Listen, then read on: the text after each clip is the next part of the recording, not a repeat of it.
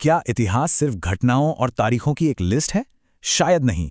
कभी-कभी इतिहास एक सोची समझी प्रक्रिया होती है, एक पूरा का पूरा प्रोटोकॉल जिसके हर कदम का हिसाब रखा जाता है। आज हम मध्यकालीन भारत की एक ऐसी ही व्यवस्थित प्रक्रिया को समझेंगे और ये सारी जानकारी हमें सिर्फ और सिर्फ पुरातात्विक सबूतों और पुराने दस्तावेजों से मिलती है। तो सवाल ये उठता है कि पुरानी इमारतें जो आज खंडहर हैं, वो हमें सिर्फ ये बताने के अलावा कि यहाँ क्या बना था और क्या बता सकती हैं?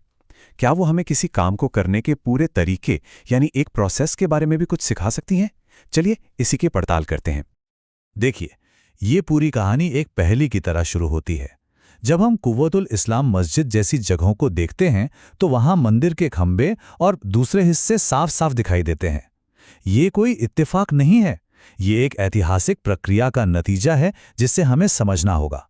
तो आखिर ये कैसे और क्यों हुआ? तो अब आते हैं सबसे जरूरी सवाल पर, क्यों? देखिए, ऐतिहासिक ग्रंथ हमें साफ बताते हैं कि ये जो बदलाव थे, ये कोई अचानक हुए या रैंडम काम नहीं थे। इनके पीछे एक बहुत गहरी राजनीतिक रणनीति थी। मामला सिर्फ धर्म का नहीं था, बल्कि ये शासन, सत्ता का प्रदर्शन और किसी इलाके पर अपना नियंत्रण स्थापित करने के बारे में था।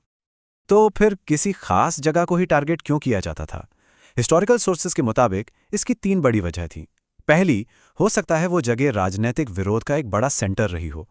दूसरी, मंदिर अक्सर आर्थिक रूप से बहुत संपन्न होते थे, उनके पास अपनी जमीनें और खजाने होते थे। और तीसरी, और शायद सबसे अहम वजह, ये जगहें उस इलाके की सांस्कृतिक और भावनात्मक पहचान होती थीं। इन पर कब्जा करना मतलब लोगों के दिलो दिमाग पर अपनी सत्ता कायम करना। और दिलचस्प बात यह है कि इन कार्रवाइयों को जायज ठहराने के लिए शाही फरमानों में एक आधिकारिक तर्क भी दिया जाता था।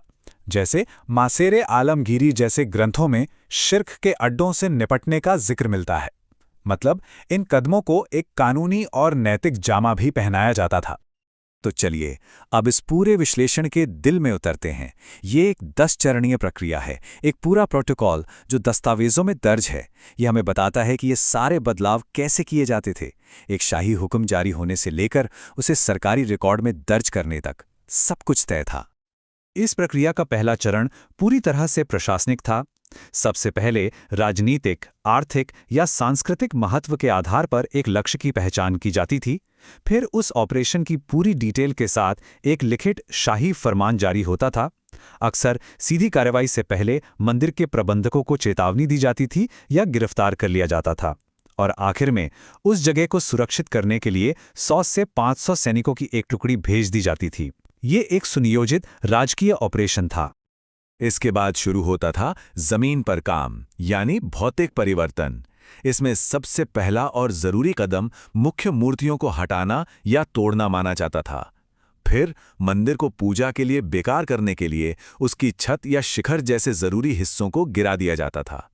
और सबसे अहम बात, अक्सर पुरानी इमारत की नींव और खंभों का ही इस्तेमाल एक नई इमारत बनाने के लिए कर लिया जाता था। इसे ऐसे समझिए, पुरानी नींव और खंभों को वैसे ही रखा जाता था, लेकिन नई बाहरी दीवारें बना दी जाती थीं और नए शिलालेख लगा दिए जाते थे। गर्भगृह को बंद कर दिया जाता था और आंगन को किसी नए मकसद के लिए इस्तेमाल किया जाने लगता था।